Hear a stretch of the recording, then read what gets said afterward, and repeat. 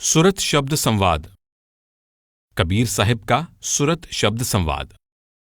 शब्द बिना श्रुति आंधरी, कहो कहाँ कौ जाए। द्वार न पावै शब्द का, फिर भटका खाए। सुरत शब्द संवाद। शिष्य उवाच। साखी। ज्ञान भेष दो रूप हैं, निर्णय करो सुनाए।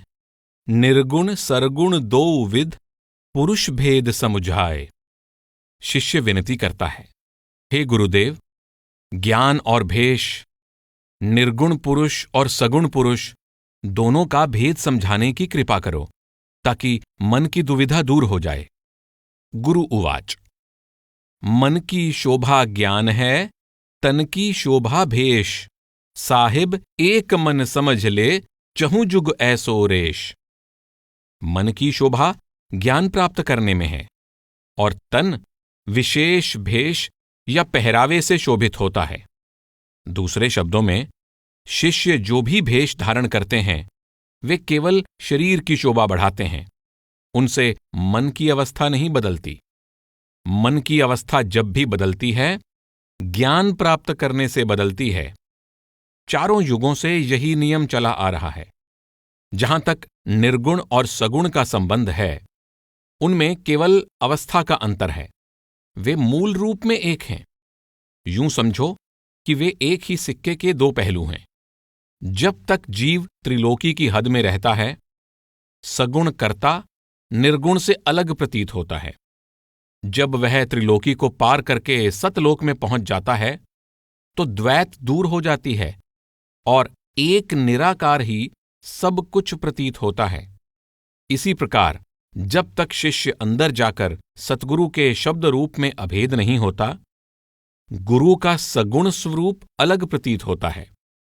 जब वह सुरत को अंतर में शब्द गुरु में अभेद करके सतलोक पहुंच जाता है, तो साकार गुरु और निराकार गुरु की भिन्नता समाप्त हो जाती है तथा सतगुरु और शब्द या परमेश्वर एक हो जाते हैं।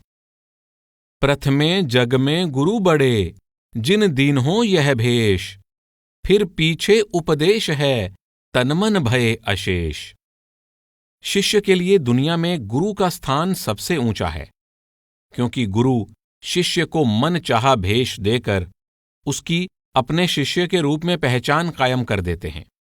शिष्य को चाहिए कि पहले गुरु के देह स्वरूप के साथ प्रेम करे और फिर सतगुरु के उपदेश पर चलता हुआ तन और मन द्वारा अपने असल आत्मिक स्वरूप और सतगुरु के शब्द स्वरूप की पहचान करे।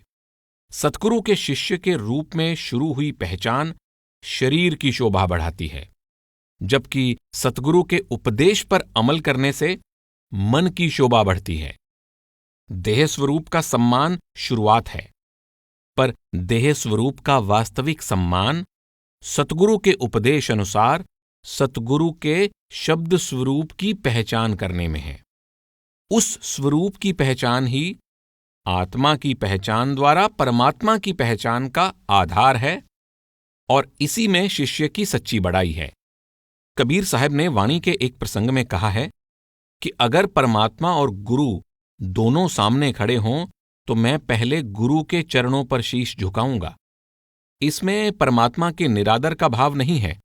गुरुदेव परमात्मा का ही साकार रूप है। गुरु की महिमा परमात्मा के ही साकार रूप की महिमा है। इसका वास्तव में यह भाव है कि जब तक गुरु नहीं मिले थे, अंदर होने के बावजूद परमात्मा गुप्त था। गुरुदेव ने गुप्त परमात्मा प्रकट कर दिया। अतः शिष्य के लिए परमात्मा के निराकार रूप की तुलना में उसका साकार रूप अधिक महत्वपूर्ण है। त्रिदेवा से जो भये, आदि अंत सब कोय। मुक्ति होए एक ज्ञान से, तनमन सांचा जोए। बिना भेष निगुड़ा लगें, होए कदाचित ज्ञान। ज्ञान बिना नहीं मुक्ति है, साहिब अहै अमान। अनादिकाल से यह नियम चला आ रहा है और सृष्टि के अंत तक चलता रहेगा कि चाहे कोई तीनों देवताओं के समान बड़ा क्यों न हो, तन मन जब भी निर्मल होते हैं और मुक्ति जब भी प्राप्त होती है, सतगुरु के बख्शे शब्द के ज्ञान द्वारा होती है।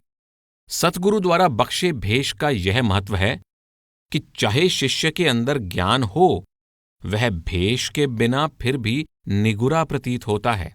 भेष का केवल इतना ही महत्व है, परंतु सच्चा महत्व सतगुरु के ज्ञान द्वारा परमात्मा के साथ मिलाप करके मायामय जगत से मुक्त हो जाने में है।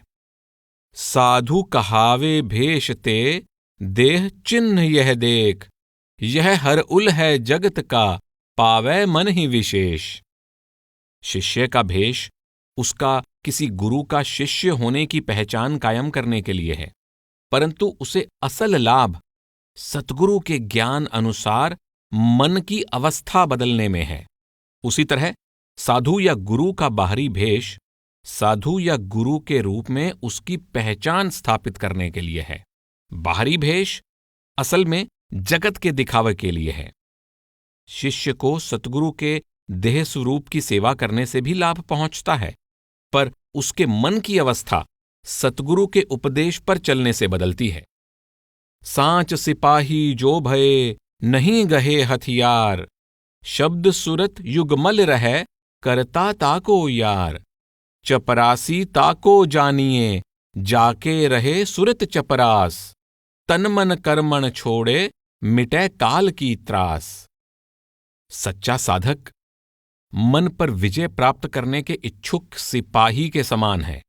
वह जप तप, पूजा पाठ, तीर्थ व्रत, माला, जनेऊ, टीका आदि का हथियार हाथ में नहीं पकड़ता। वह केवल सुरत के शब्द के साथ मिलाप की विधि अपनाता है, जिससे प्रभु उसका मित्र बन जाता है। आप इसी भाव को आगे बढ़ाते हुए कहते हैं कि सच्चा चपरासी वह है जिसकी सुरत यानी आत्मा पर नाम रूपी चपरास या बिल्ला लगा हो। ऐसा जीव तन मन के कर्मों का फल अपने स्वामी की रजा पर छोड़ देता है। ऐसे जीव के लिए काल का डर मिट जाता है। तन मन कर्मण छोड़े, जब मन और आत्मा शरीर के 9 द्वारों से पलट जाते हैं तो वे तन या इंद्रियों की कार्यवाही से ऊपर उठ जाते हैं। मन का स्रोत दूसरा रूहानी मंडल त्रिकुटी है। जब शब्द में अभेद हुए मन और आत्मा दूसरे रूहानी मंडल में पहुंच जाते हैं तो मन उसमें लीन हो जाता है। फिर मन के पंजे से आजाद हुई आत्मा 10वें द्वार में पहुंचकर अपने निर्मल आत्मिक स्वरूप को प्राप्त कर लेती है। काल की हद भी त्रिकुटी तक है। इस प्रकार आत्मा तन और मन के प्रभाव से छुटकारा पाकर काल के भय से मुक्त हो जाती है। उदाहरण, कबीर साहिब द्वारा प्रकट किए भेष और ज्ञान के भेद को एक उदाहरण द्वारा समझने का यत्न करते हैं। एक शहर में 10 हाई स्कूल हैं। 8 स्कूलों ने अपने विद्यार्थियों के लिए विशेष यूनिफॉर्म या वर्दी निश्चित की हुई है। 2 स्कूलों ने कोई वर्दी निश्चित नहीं की।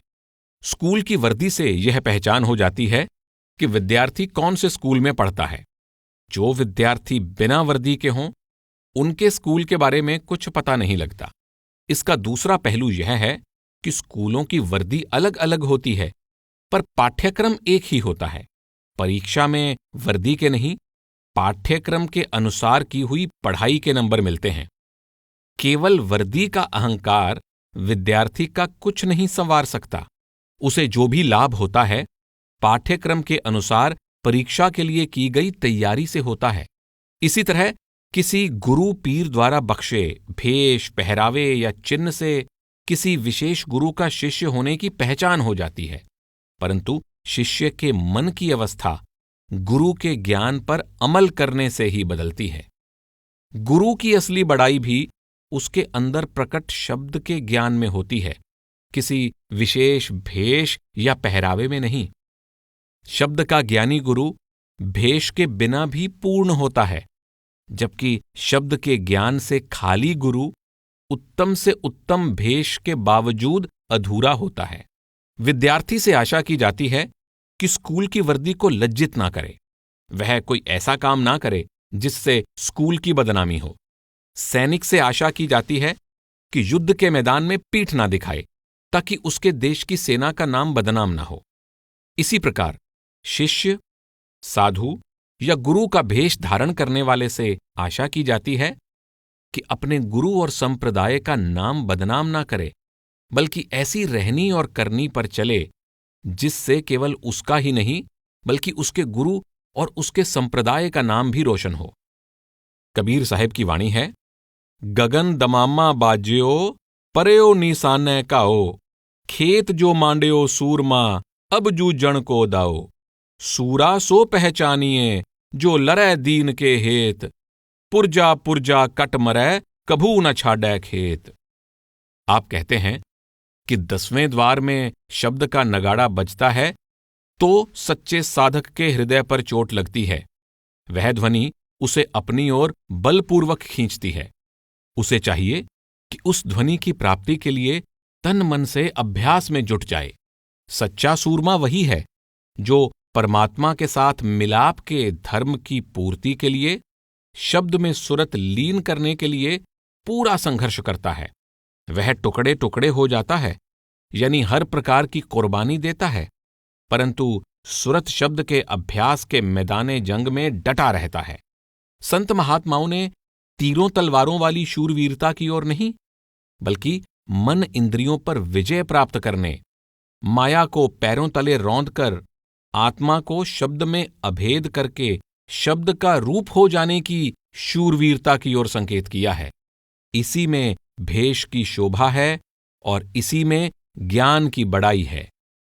चाल न जाने ज्ञान की किए होए जो भेख, जग में भोजन मिलत है अंतकाल मुखरेश, भेष बना है चिन्ह को भीख मिलै फिर भेख, निरंतर ज्ञान जहवा नहीं फिर 84 देख। आप चेतावनी देते हैं कि जो लोग शिष्य या साधु का भेष धारण कर लेते हैं पर सतगुरु के उपदेश अनुसार शब्द की कमाई नहीं करते तथा भांति भांति के भोजन द्वारा लोगों से निजी सेवा करवाते हैं, अंत समय उनके मुंह में धूल पड़ती है। भेष का उद्देश्य सत्य की पहचान करना है। जो शिष्य या साधु का पहनावा धारण करता है उसे चाहिए कि अंतर में सत्य के दर्शन करने का यत्न करे। जो व्यक्ति भेष को अंतर्मुख ज्ञान और सत्य के निजी अनुभव का साधन नहीं बनाता वह मुक्ति प्राप्त नहीं कर सकता और पुनः 84 के चक्कर में पड़कर अपमान करवाता है। ब्रह्म ज्ञान चीन्ह नहीं पढ़ सुन करै उपाध, मोह कर्क छूटी नहीं आशा धरै असाध, ज्ञान भेष दोनों हवे पवै न चीन्हे जोए, पौ आशा नरके गए मरे मुक्ति नहीं होए। जो व्यक्ति साधु का भेष धारण करके अंतर में परमात्मा के साथ मिलाप का अनुभव प्राप्त नहीं करता वह 3 गुणों के रोग से मुक्त नहीं हो सकता। उसकी मोह ममता की पीड़ा दूर नहीं हो सकती और उसकी आशा तृष्णा वश में नहीं आती। जो व्यक्ति साधु का भेष भी धारण कर लेता है तथा ग्रंथ शास्त्रों के आधार पर बाहरमुखी ज्ञान भी प्राप्त कर लेता है या अंतर में थोड़ी बहुत उन्नति भी प्राप्त कर लेता है, परंतु माया के व्यवहार की पहचान करके त्रिलोकी के पार नहीं जाता, वह मायामय पदार्थों की प्राप्ति की आशा तृष्णा के वश में पड़ा रहता है। इस प्रकार वह नरकों का वासी बन जाता है। उसे जन्म मरण के चक्कर से मुक्ति प्राप्त नहीं होती।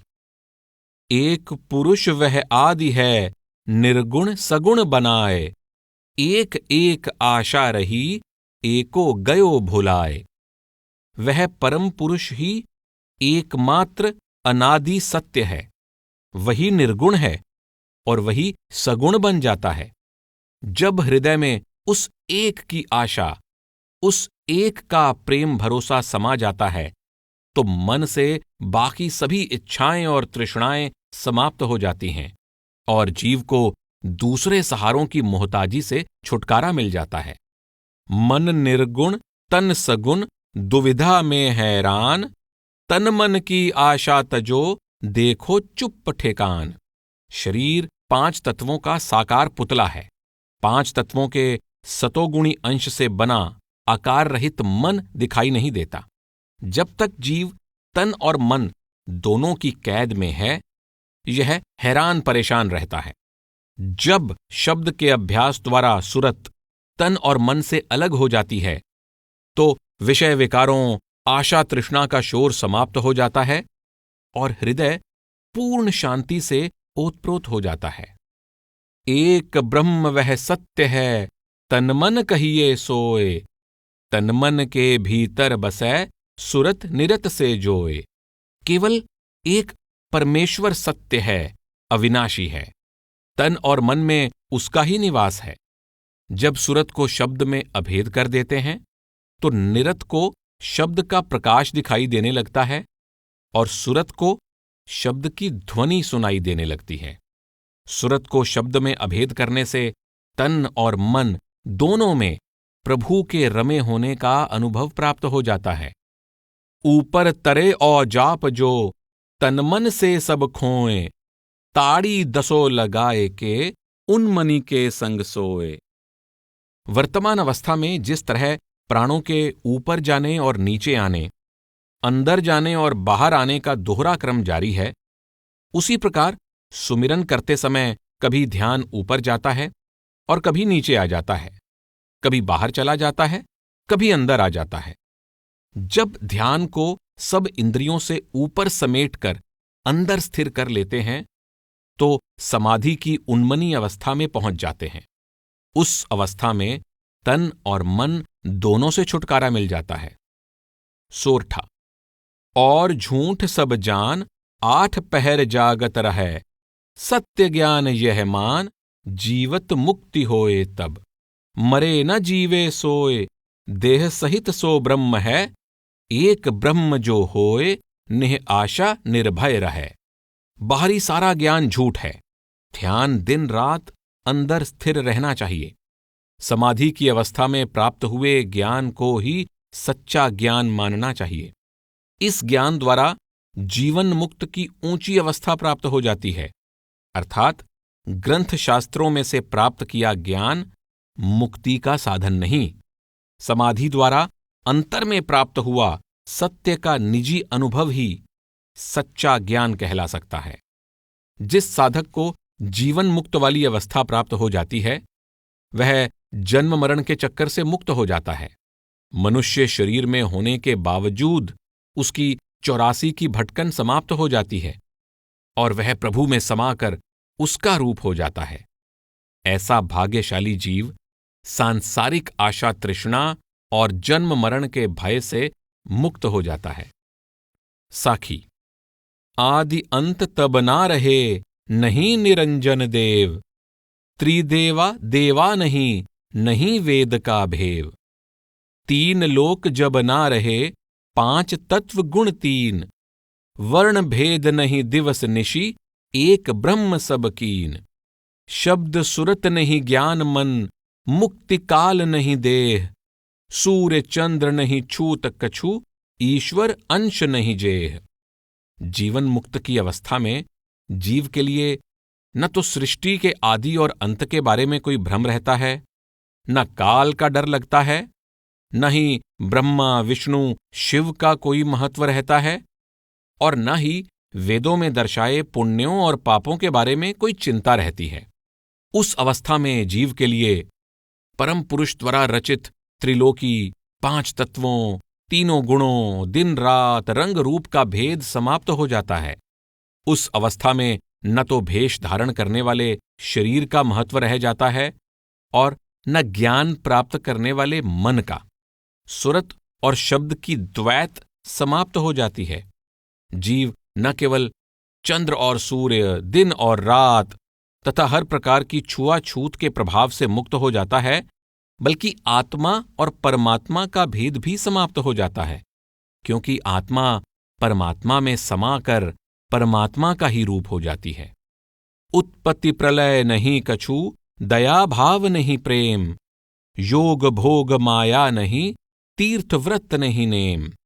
जाप यज्ञ पूजा नहीं, धर्म देवल नहीं गेह, गुरु शिष्य उपकार नहीं, तब वह रहा निहके।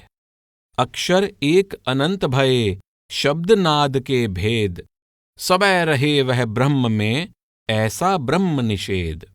जीवन मुक्त की अवस्था में जीव के लिए उत्पत्ति और प्रलय, दया और भय, प्रेम और घृणा का भेद समाप्त हो जाता है।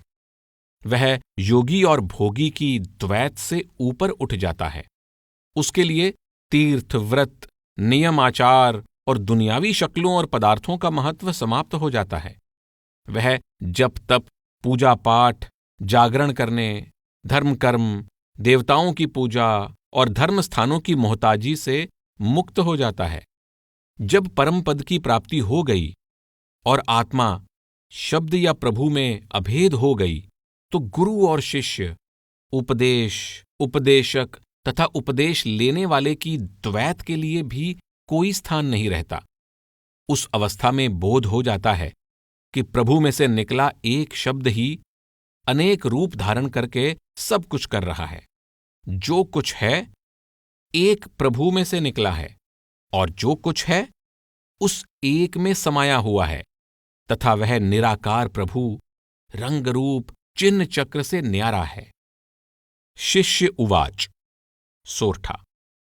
सुरत कहे सुन पीव, आदि ब्रह्म कैसन अहै, सब ही कहो मोहि शिव, नाम रूप बिल गाए के। सुरत रूपी शिष्य पूछता है, मेरे गुरुदेव, आदि ब्रह्म कैसा है? उसका नाम क्या है? रंग रूप और स्वभाव कैसा है? मुझे यह सारा भेद विस्तार पूर्वक समझाने की कृपा करो। गुरु उवाच। साखी। आदि ब्रह्म की बात सुन, प्रथम कथा विस्तार, गूंगा पूछे गूंग से, कवन करे निरुबार। सतगुरु उत्तर देते हैं, मेरा तुम्हें आदि और अंत की बात समझाना उसी प्रकार है जिस प्रकार एक गूंगा मिठाई खाकर दूसरे गूंगे को उसका स्वाद बयान करे। जैसे मिठाई का स्वाद खाकर ही जाना जा सकता है, वैसे ही प्रभु के बारे में अनुभव तो किया जा सकता है, परंतु उसके रंग रूप आदि के बारे में किसी दूसरे को कुछ नहीं बताया जा सकता। जिज्ञासु या साधक भी खुद परमात्मा के साथ मिलाप करके ही उसका अनुभव कर सकता है। कबीर साहब वाणी के एक अन्य प्रसंग में कहते हैं, कहो कबीर गूंगे गुड़ खाया, पुछे ते क्या कहिए। गुरु नानक साहब वाणी के एक प्रसंग में समझाते हैं कि नदी नाले आदि सागर में समाकर भी उसकी थाह नहीं पा सकते, अर्थात परमात्मा के साथ मिलाप का अनुभव शब्दों में बयान नहीं किया जा सकता। सोरठा। बोध तुम्हारे हेतु, कछुक कहो समझाए के, प्रथम ही चुप नशेद, चुप महल उन्मनी रहे। अर्थात परमात्मा के बारे में किसी दूसरे को कुछ समझा सकना असंभव है, परंतु तेरी बुद्धि बहुत सूक्ष्म है, तुम अंतर्मुख ज्ञान को समझने के योग्य हो, इसलिए मैं तुम्हें कुछ खास खास बातें संकेत में समझा देता हूं। सबसे पहली बात तो यह है कि जिज्ञासु को चाहिए कि वह मन इंद्रियों को शांत करके, संकल्प विकल्प का कोलाहल बंद करके निश्चल समाधि द्वारा उन्मनी अवस्था में पहुंच जाए। तृष्णा ते सब लेख, सुरत निरत मन अंग है, छूटे एक की टेक, नाम रूप अगणित भयो। जब साधक समाधि की उन्मनी अवस्था में ध्यान अंदर स्थिर कर लेता है तो उसकी दिव्य दृष्टि खुल जाती है, जिससे वह आंतरिक अवस्था को उसके वास्तविक स्वरूप में देख सकता है। मन और आत्मा की गांठ बंधी होने के कारण सुरत और निरत भी मन के ही अंग बन जाते हैं।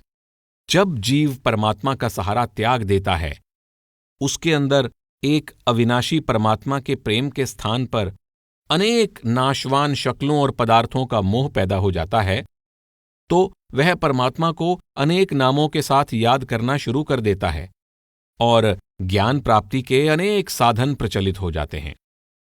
सगुण शब्द सब कीन है, त्रिगुण मिल के पिंड है, 184 चिन्ह, निर्गुण शून्य जो शब्द है। एक ही शब्द के दो पहलू हैं। वह सगुण साकार रूप में 3 गुणों और 5 तत्वों का रूप धारण करके शरीर की रचना करता है, और जीव 84 लाख योनियों में अनेक प्रकार के शरीरों द्वारा कार्य करता रहता है। जब वह इस रचना से निर्लेप होकर शब्द में अभेद हो जाता है तो उसे निर्गुण निराकार शब्द की सूझ हो जाती है। इच्छा रजोगुण जान शब्द सतोगुण रूप है, आ शब्द सत्य कर मान निर्गुण तमोगुण रूप है। शब्द में सतोगुण अर्थात शांति है, परंतु बाहरमुखी अवस्था में जीव रजोगुण के प्रभावाधीन इच्छाओं की पूर्ति के लिए अनेक प्रकार के कर्म करता है। वह झूठी शक्लों और पदार्थों को सत्य समझकर उनकी प्राप्ति के लिए यत्न करता है। इस प्रकार उस पर तमोगुण का प्रभाव बढ़ जाता है। वह अंतर्मुख होकर शब्द रूपी सत्य से जुड़कर ही तीनों गुणों के प्रभाव से मुक्त हो सकता है। सरगुण की है खान श्रवण चक्षु मुख जान ले, तीनों गुण में हानि कोई शूर न्यारे रहें। जब तक जीव तीन गुणों की साकार देह में है, वह आंख कान मुंह नासिका आदि के द्वारा पैदा किए संकल्पों की पूर्ति के लिए अनेक कर्म करता है, जो उसके अनेक योनियों में भटकते रहने का कारण बन जाते हैं।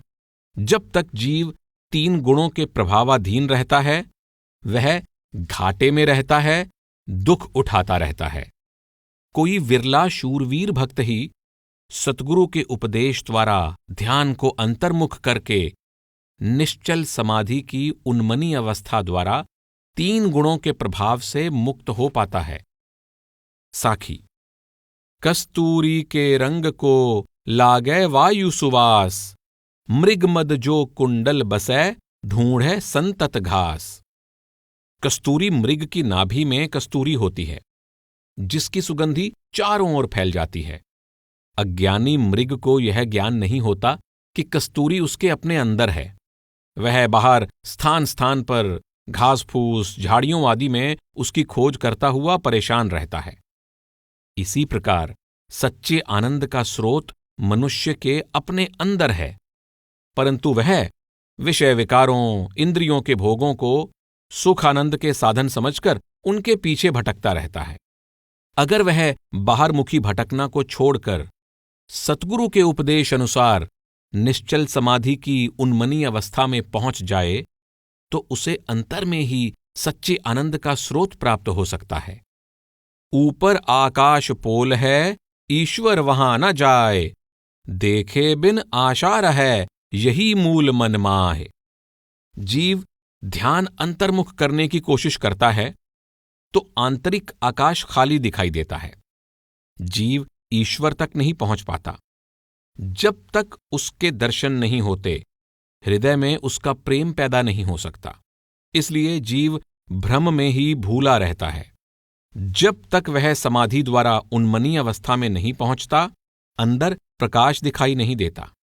जीव को चाहिए कि उन्मनी अवस्था की प्राप्ति के लिए पूरा यत्न करे, क्योंकि उस अवस्था में ही हृदय में परमात्मा का सच्चा प्रेम पैदा हो सकता है और मन में उसके साथ मिलाप की सच्ची तड़प पैदा हो सकती है। तत्व के भीतर ईश्वर तत्व कही फिर देह, विदेही देही बसै सुरत निरत करुनेह। वह निराकार परमेश्वर 5 तत्वों से बनी इस साकार देह के अंदर ही है, परंतु वह बाहरी आंखों द्वारा दिखाई नहीं देता। समाधि की अवस्था द्वारा आंतरिक प्रकाश को देखने वाली शक्ति निरत और आंतरिक ध्वनि को सुनने वाली शक्ति सुरत को जागृत करके अंतर में शब्द का प्रकाश देखा जा सकता है और शब्द की ध्वनि सुनी जा सकती है। इसलिए समाधि द्वारा सुरत और निरत को जागृत और विकसित करने के लिए प्रयास करना चाहिए। निर्गुण देही पुरुष की गुप्त हवै सो देख, अलग भटकना भर्म है पर्दा भीतर पेख। परमात्मा निर्गुण निराकार है। वह रंग रूप से न्यारा है। वह अंदर है पर गुप्त है। अंदर माया अविद्या या अज्ञानता का पर्दा तना हुआ है। वह पर्दा समाधि द्वारा दूर होता है। इसलिए समाधि की अवस्था द्वारा अंदर गुप्त परमात्मा को प्रकट करने का यत्न करना चाहिए। चार वेद निर्गुण हवै, सरगुण के हैं चार। गुरु गम में कोई जान है, 68 शून्य मझार। जो चार वेद निर्गुण ब्रह्म की महिमा करते हैं, वही सगुण की बड़ाई भी करते हैं। विरले भाग्यशाली जीव हैं जो सतगुरु की शरण द्वारा आंतरिक अनेक सुन्नों को पार करके निर्गुण और सगुण का असल भेद समझ पाते हैं। मुक्ति की आशा छोड़ के काल को डर नहीं मान, देही सब प्रपंच है दुविधा आशा जान।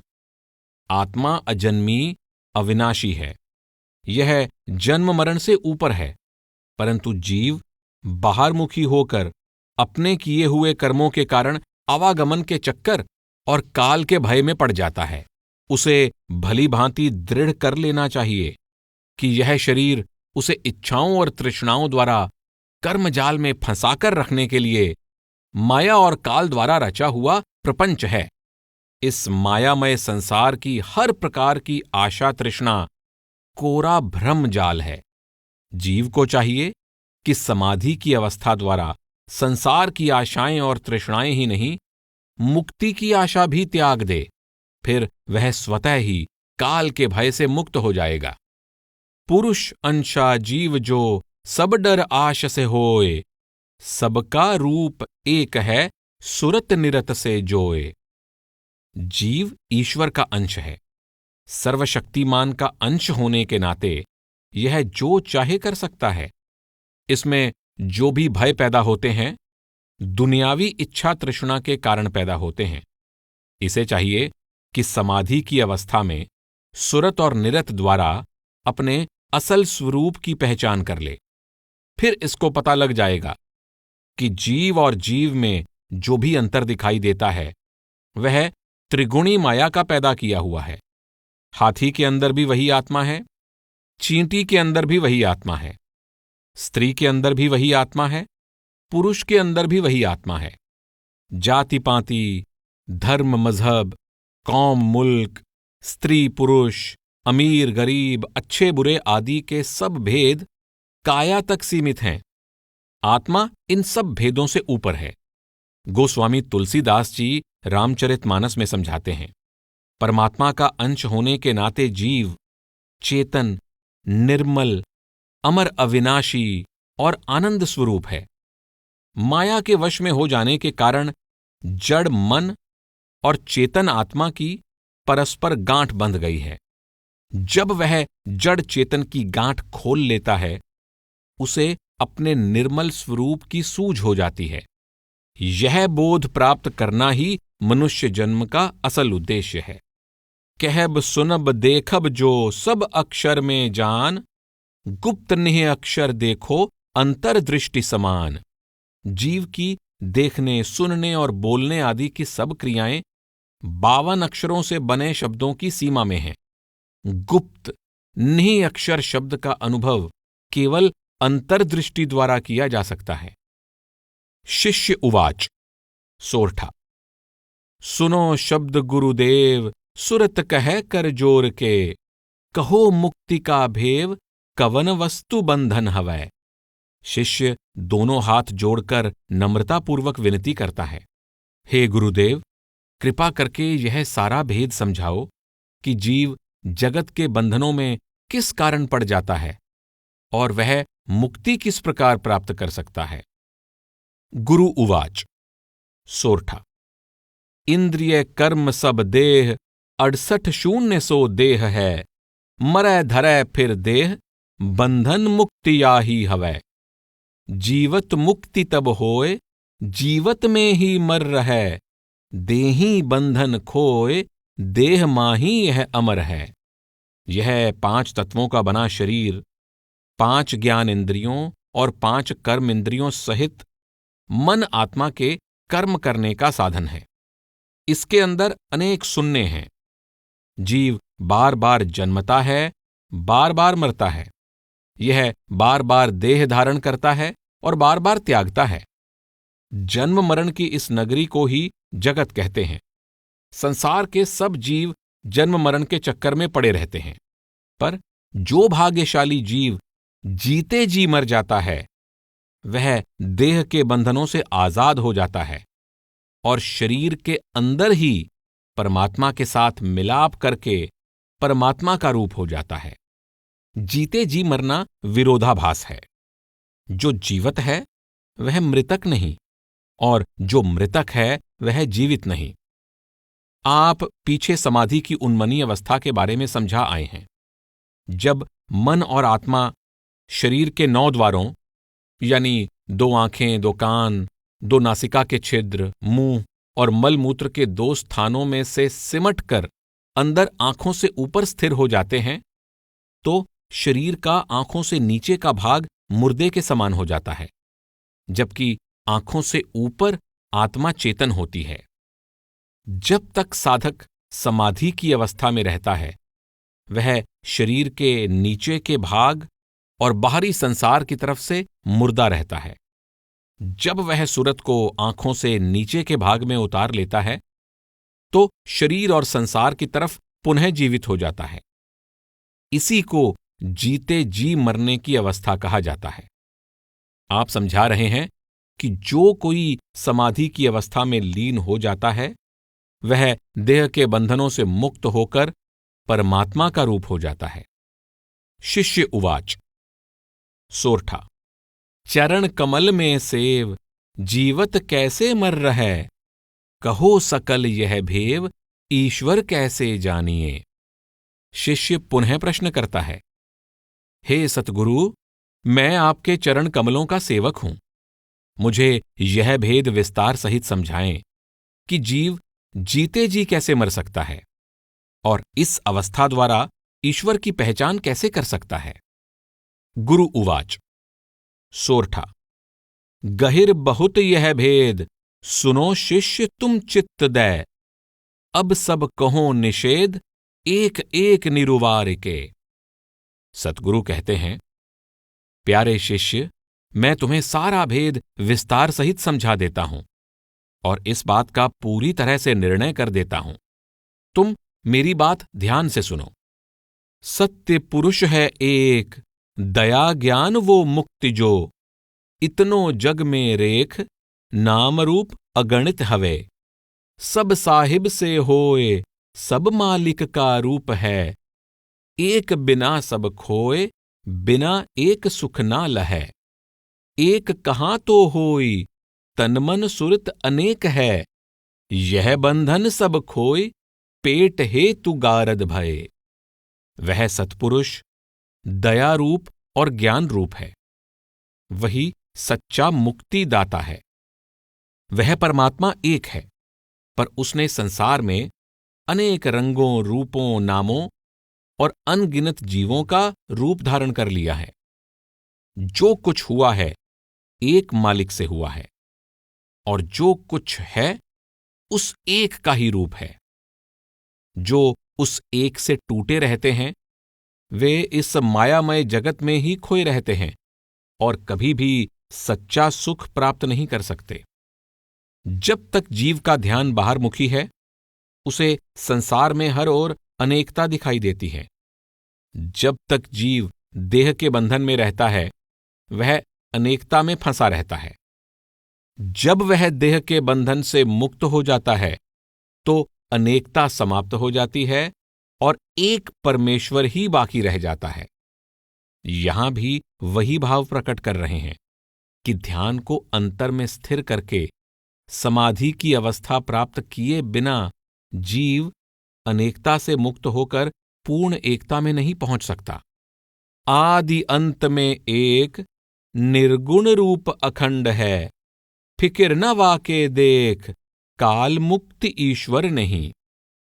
परमेश्वर सदा एक था और सदा एक ही रहेगा। वही सबका आदि है और वही सबका अंत है। वह निर्गुण निराकार है। वह अखंड है, उसे बांटा नहीं जा सकता।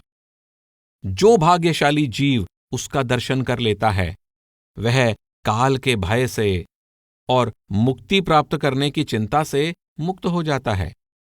उसके लिए काल का अस्तित्व समाप्त हो जाता है। सत्य साधु है सोय, जो अब ऐसा होय रहे, निर्गुण रूप सो होय, समझ ले हो अब चाल सब। सच्चा साधु वही कहला सकता है जो उस अनादि, अविनाशी, अखंड परमेश्वर का रूप हो जाए। न उसका अलग नाम रहता है, न ही अलग रूप रहता है। वह पूरी तरह से प्रभु का ही रूप हो जाता है और मायामय जाल से पूरी तरह मुक्त हो जाता है। दृष्टि रहे लौलाए, 8 पहर अभ्यास करें, ध्यान विदेह समाए, कोई शूर करनी करे। शब्द सुरत लौलाए, चुप ध्यान बैठा रहे, अपनी दृष्टि समाए, चक्षुमुंद देखत रहे। साधक को चाहिए कि दिन रात सचेत रहते हुए अपनी दृष्टि, लिव या ध्यान अंतर में निराकार की ज्योति में लीन रखे। यह करनी कोई विरला शूरवीर साधक ही कर सकता है। साधक को चाहिए कि चुपचाप अडोल बैठकर सुरत को समाधि की उन्मनी अवस्था में लीन रखे। उसे चाहिए कि बाहरी आंखें बंद करके ध्यान को अंतर में स्थिर करके अंतर्दृष्टि द्वारा नाम के प्रकाश को देखता रहे। नींद भूख सब जाहि, ऐसो नाम प्रताप है, नाम रूप वही आहे, सत्य नाम साधन करे। देख लेव षटमास, ब्रह्म कर्म सब छोड़ के, रहो दृष्टि की आस, शब्द सुरत जो गहि रहो। वाही के सब नाम, सुरत निरत जो मैं कहूं, सत्य पुरुष वह धाम, चौथ लोक वाही हवै। समाधि की अवस्था में इंद्रियां सुन्न रहती हैं तथा मन और आत्मा अंतर में नाम का अमृत पीते रहते हैं।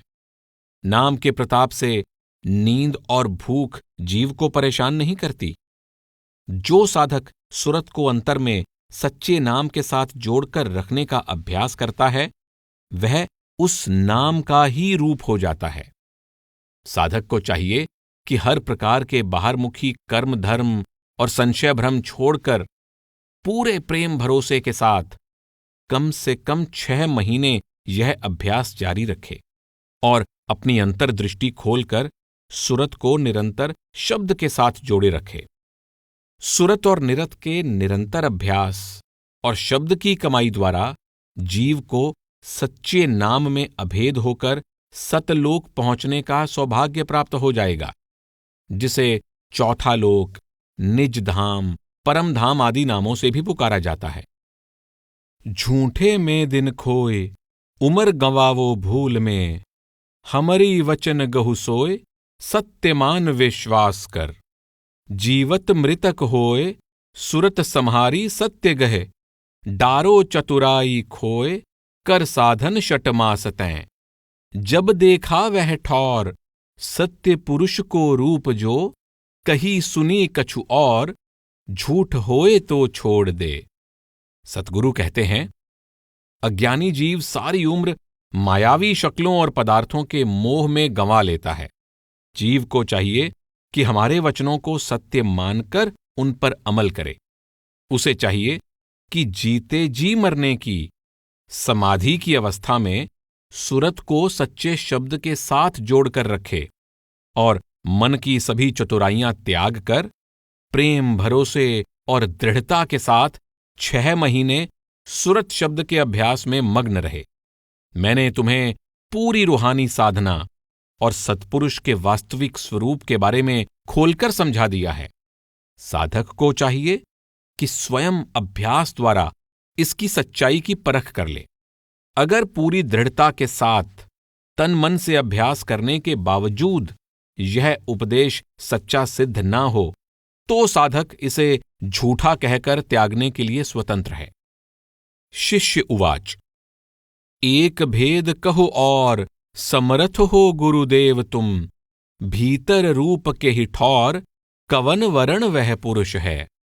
शिष्य प्रश्न करता है, हे गुरुदेव, आप पूर्ण समर्थ हैं। आपने इतने प्रश्नों के उत्तर दे दिए हैं। कृपा करके यह भी समझा दीजिए कि शरीर के अंदर परमात्मा का निवास कहाँ है और उसका रंगरूप कैसा है? गुरु उवाच। दशवां द्वारा गुप्त है, ब्रह्मरंध्र है ठौर, तहवां सुरत लिप्त करो, देह तजो फिर और।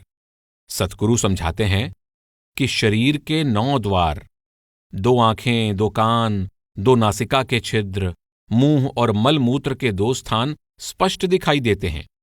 ये द्वार बाहर की ओर खुलते हैं। ये मन और आत्मा के मायामय संसार में कार्यशील होने के लिए हैं। इनसे ऊपर 10वां द्वार गुप्त है। उस गुप्त द्वार को ब्रह्मरंध्र या ब्रह्म का ठिकाना भी कहा जाता है। अपनी सुरत को उस ठिकाने पर स्थिर करो, तब आप देह से ऊपर उठकर कुछ और ही बन जाओगे और आपकी अवस्था में क्रांतिकारी परिवर्तन आ जाएगा। टकटकी त्रिकुटी ध्यान, ज्योति निरंजन जान ले, माया केर तमास, यहू झूठ तय मान ले।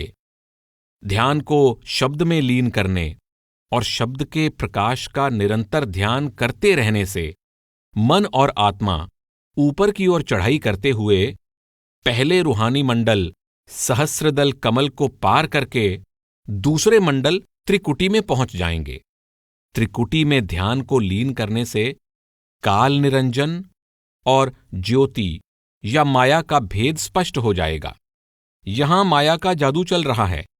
माया के धोखे से बचते हुए आगे का सफर जारी रखना चाहिए। सोरठा।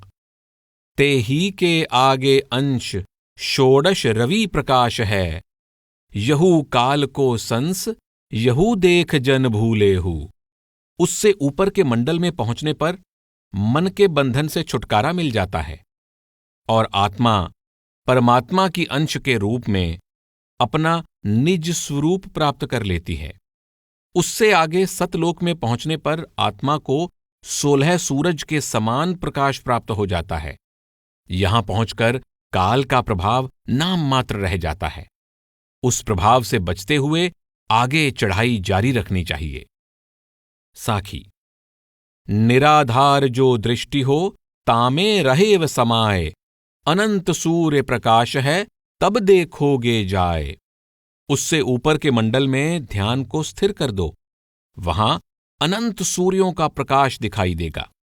कबीर साहिब ने अपने शब्द कर नैनो दीदार महल में प्यारा है में तीसरे रूहानी मंडल को पार कर जाने के बाद निर्मल आत्मा को होने वाले अनुभव का वर्णन इस प्रकार किया है। सोहंग हद तजी जब भाई, सत्यलोक की हद पुण्य आई, उठत सुगंध महाअधिकाई, जाको वार न पारा है। षोडश भानु हंस को रूपा, बीना सतधुन बजय अनूपा, हंसा करत चंवर सिर भूपा, सत्य पुरुष दरबारा है। कोटिन भानु उदय जो होई, एते ही पुन चंद्र लखोई, पुरुष रोम सम एक न होई, ऐसा पुरुष दिदारा है। षोडश भानु हंस को रूपा, वहां आत्मा में 16 सूर्यों के समान प्रकाश भर जाता है। सतलोक में पहुंचने पर परम पुरुष के रोम रोम से करोड़ों चंद्र सूर्यों का प्रकाश झर रहा दिखाई देता है। वहां जाहूंगे जबै तुम, तब सुधि रहे न देह, मुक्ति दया और ज्ञान जो, सत्य पुरुष जेहि नाम, यह सब तुम ही होंगे, जबै लखो वह ठाम। उस अवस्था में देह की सुध बुध समाप्त हो जाएगी। सत्पुरुष के साथ सच्चा प्रेम पैदा हो जाएगा, जिसके फलस्वरूप आत्मा मुक्ति की अधिकारी बन जाएगी और आत्मा परमात्मा की तरह ही दया रूप, ज्ञान रूप और प्रेम रूप हो जाएगी।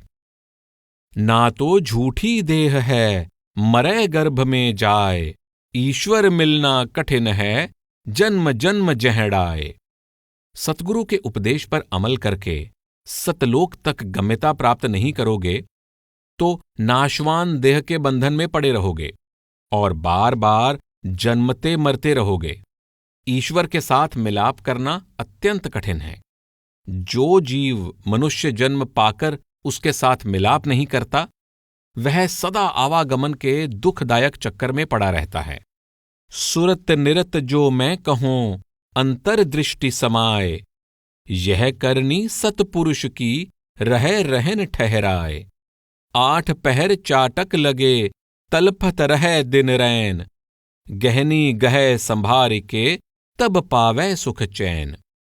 जीव को चाहिए कि मेरी समझाई युक्ति के अनुसार अंतर्दृष्टि जागृत करके सुरत और निरत द्वारा शब्द की ध्वनि को सुनने और शब्द के प्रकाश को देखने का अभ्यास करता रहे तथा सुरत को शब्द में अभेद कर दे। यही सतपुरुष के नाम के साथ मिलाप करने का सही ढंग है। इस करनी और रहनी द्वारा ही वह तीनों गुणों की मायामयी त्रिलोकी को पार करके सतपुरुष के निज धाम चौथे लोक में पहुंच सकता है। जीव के अंदर यह अवस्था प्राप्त करने की प्रबल इच्छा 8 पहर दिन रात समाई रहनी चाहिए। उसे सतपुरुष के वियोग की पीड़ा में दिन रात तड़पते रहना चाहिए। जो जीव प्रेम और विरह के पंखों के सहारे सुरत शब्द के अभ्यास की उड़ान भरता है, वह परमात्मा के साथ मिलाप करके सच्चे आनंद का अधिकारी बन जाता है। देह निहारत दिन गयो माटी छुई न जाए, इंद्रिन पोषत स्वादते सेंत ही मेंत ही खाए। अर्थ लगावे मनमुखी जग में साधु कहाए, बिन देखे सत्य पुरुष के मर 84 जाए। मान बड़ाई में पड़े मन में बहुत गुमान, गुरु भय हैं जगत में मरे फिर ना ही ठिकान। ज्ञान कथै समझावै फिकर न छूटी पेट, ऐसा खाना हराम है आप को देख। खाना तबै हलाल है सत्य पुरुष को देख, बिन देखे जीव ना तरह मरै काल मुख लेख। आप चेतावनी देते हैं कि मनमुख इस मिट्टी के शरीर को अपना असली रूप समझकर सारा जीवन इसके ही पालन और साज श्रृंगार में बिता देता है। वह इस मिट्टी की ढेरी का मोह नहीं त्याग सकता। वह खट्टे मीठे रसीले भोजन द्वारा इंद्रियों की संतुष्टि में लगा रहता है। वह समझता है कि देह सदा कायम रहेगी, परंतु यह कोरा भ्रम है। वह अपने आप को साधु संत महात्मा गुरु आदि कहलवाता है। वह दुनिया के भोले भाले अज्ञानी जीवों को अपने पीछे लगा लेता है। वह ग्रंथ शास्त्रों के मन मर्जी के अर्थ करके लोगों को गुमराह करता रहता है। केवल साधु या संत होने का ऐलान कर देने से किसी को कुछ हासिल नहीं होता। जब तक कोई मन इंद्रियों को वश में करके मायामय जगत से ऊपर उठकर सतपुरुष के दर्शन नहीं करता, तब तक वह 84 के चक्कर में ही पड़ा रहता है। तथा कथित साधुओं का मन मान बड़ाई और अहंकार से भरा रहता है। ऐसे पाखंडी गुरु लोगों को जरूर पीछे लगा लेते हैं, पर मृत्यु उपरांत अधोगति को ही प्राप्त होते हैं। मुक्ति का निश्चल मकाम प्राप्त नहीं कर पाते। ऐसे तथाकथित गुरु लोगों को ज्ञान ध्यान कर्म धर्म के बारे में बढ़ चढ़कर उपदेश देते हैं, परंतु उनका हृदय छल कपट और उदरपूर्ति की लालसा से भरा होता है। जब तक कोई अपने आप की पहचान द्वारा प्रभु की पहचान नहीं करता, उसका ठगी और छल फरेब से खाया सारा भोजन हराम है। केवल ऐसे साधु का अन्न खाना हलाल है जो स्वयं अंतर में सतपुरुष के दर्शन करता हो और अपने शिष्य को भी उसके निज स्वरूप की पहचान करवाकर परमात्मा के दर्शन करवा दे। इसके बिना न तो कोई स्वयं भवसागर से पार जा सकता है और न ही किसी दूसरे का उद्धार कर सकता है। शिष्य उवाच, शरण शरण मैं शरण हूं, हे गुरु बंदी छोर, मोहे उबारो हे प्रभो यह 100 बार निहोर। विमुख हों जो तुम्हें से कछुक खोर नहीं तोर, कहनी रही सो कह चुक्यो अब रहन गहन रही मोर। गुरु से उपदेश प्राप्त करके शिष्य कहता है, हे गुरुदेव, मैं बाकी सभी सहारे त्याग कर आपकी चरण शरण में आ गया हूं। आप ही जीवों को काल की कैद से यानी संसार रूपी जेल खाने से छुड़ा सकते हो। इसलिए मेरी बार बार यही विनती है कि जैसे भी हो आप मेरा उद्धार कीजिए, मुझे भवसागर से पार करा दीजिए। हे गुरुदेव, अगर कोई जीव आपसे विमुख हो जाए, आपके उपदेश पर ना चले, तो इसमें आपकी कोई हानि नहीं, बल्कि उस जीव की ही हानि है। आपको जो कुछ कहना था कह दिया है, जो कुछ समझाना था समझा दिया है। अब आपके उपदेश अनुसार रहनी और करनी को ढालना मेरा फर्ज है। मैं आपकी दया मेहर से ही इस उपदेश पर अमल कर सकूंगा। गुरु उवाच। पढ़ै चित्त दै समझै, डारो चतुराई खोए, ऊबन लावै चित्त में, सुरत शब्द जुग सोए। सुरत समावै दृष्टि में, जब जग सोवत होए, खुलै दृष्टि दर्शन मिलै, अंतर पट रह सोए। ज्ञान कथै बक बक मरै, नाहक करे उपाधि, सतगुरु हमसे यह कही, सुमिरन करो समाधि। कोटि जाप संसार में, तासे मुक्ति न होए, गुप्त जाप है सत्य पुरुष का, जाने विरला कोय। जीव को चाहिए कि इस उपदेश को ध्यान से पढ़कर समझकर इसे भली भांति मन में बिठा ले और चालाकी होशियारी छोड़कर तन मन से इस पर अमल करे।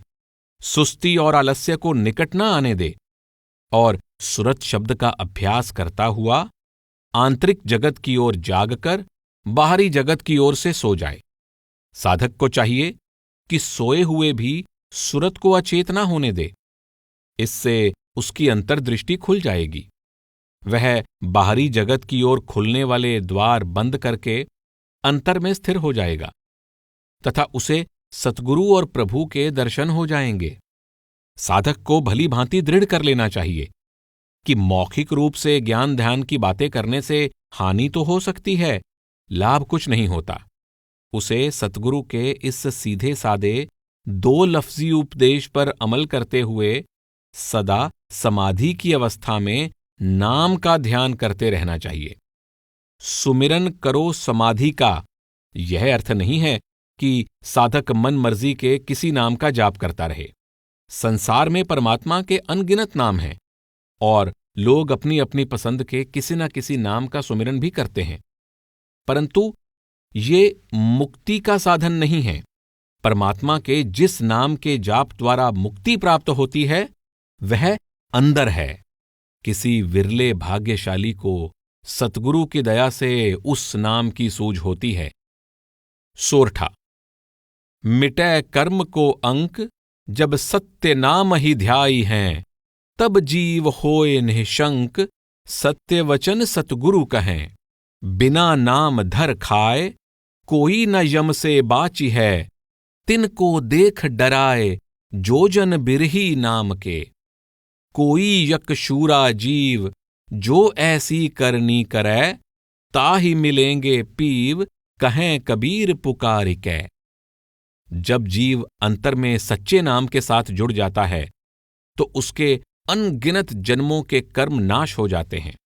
उसे अपने वास्तविक स्वरूप और असल घर की पहचान हो जाती है, जिससे वह जन्म मरण के भय से मुक्त हो जाता है।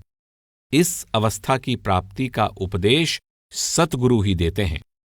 अपने अंतर में सच्चे नाम के साथ जुड़ा जीव काल के भय से मुक्त हो जाता है, पर जो जीव नाम से टूटा रहता है उसे सदा काल का डर बना रहता है। वह यम या काल से नहीं बच सकता, यम उसे अपना ग्रास बना लेता है। जो जीव सच्चे नाम की ओर से अचेत हैं, काल उन्हें सदा डराता सताता रहता है। यह उपदेश बहुत सीधा साधा है, परंतु इस पर अमल कर पाना सरल कार्य नहीं। कोई विरला शूरवीर भक्त ही इस उपदेश पर चल सकता है। जो भाग्यशाली करनी का सूरमा साधक इस उपदेश पर चलता हुआ मन इंद्रियों को वश में करके सहज समाधि की अवस्था में पहुंच जाता है, उसे अपने हृदय में प्यारे प्रभु के दर्शन हो जाते हैं। इति सुरत शब्द संवाद। पुनर्विलोकन। नाम प्रकाश ग्रंथ को 4 भेदों में बांटा गया है, जिनमें माया, त्रिगुणात्मक रचना और काल, आत्मा और गुरु तथा प्रभु प्राप्ति का विज्ञान नाम साधना के बारे में विस्तार से समझाया गया है। सुरत शब्द संवाद को शिष्य और सतगुरु के बीच संवाद के रूप में पेश किया गया है। महात्मा मदन साहिब सावधान करते हैं कि काल और माया द्वारा फैलाए अज्ञान का शिकार जीव मनमत के अधीन एक अनादि अविनाशी परमात्मा के साथ प्रेम करने के बजाय मायामय संसार की नाशवान शक्लों और पदार्थों के मोह में फंस जाता है। वह एक प्रभु की भक्ति में लगने के बजाय अनेक देवी देवताओं, अवतारों, मूर्तियों आदि की पूजा भक्ति में उलझा रहता है। वह परमेश्वर द्वारा अपने साथ मिलाप के लिए स्वयं सृजित भक्ति के सर्वसांझे अंतर्मुख साधन के बजाय अनेक बाहरमुखी साधनों में लगा रहता है।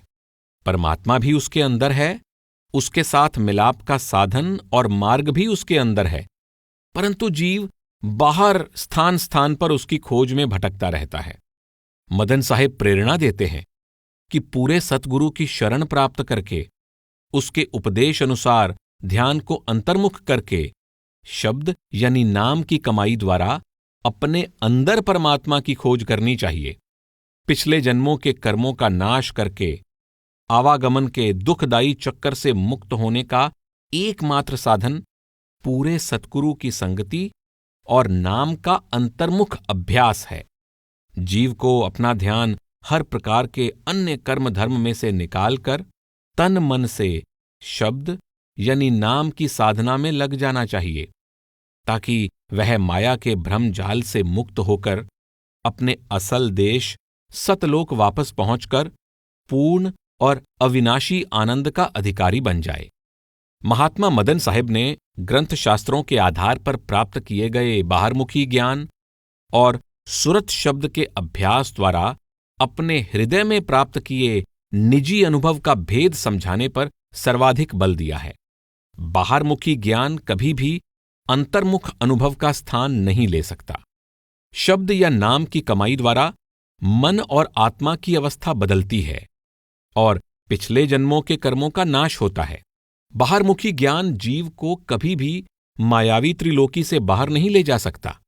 इस त्रिलोकी को पार करके चौथे लोक में बस रहे परमेश्वर के साथ मिलाप का सौभाग्य केवल समाधि की अवस्था में सुरत को शब्द में अभेद करने से प्राप्त होता है।